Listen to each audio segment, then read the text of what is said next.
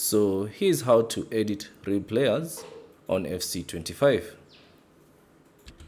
So begin by selecting the settings icon in the upper left corner. Then go to the option create player and flick the right analog stick to the right or left to get to edit real players. So select that.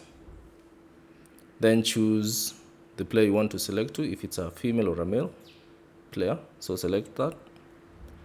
Then find the player you want to edit. So for instance, if I want to edit Mbappe, he's in Real Madrid, so find Mbappe, select him, and then you can edit the kit number, and also you can edit the stats. So go to the athletic option and then go to the attributes, and then you can edit the attributes. So for instance, if I want to edit the crossing, to increase the crossing, so I can increase it or reduce it. So the same applies to all the other stuff that he has, or the other attributes rather.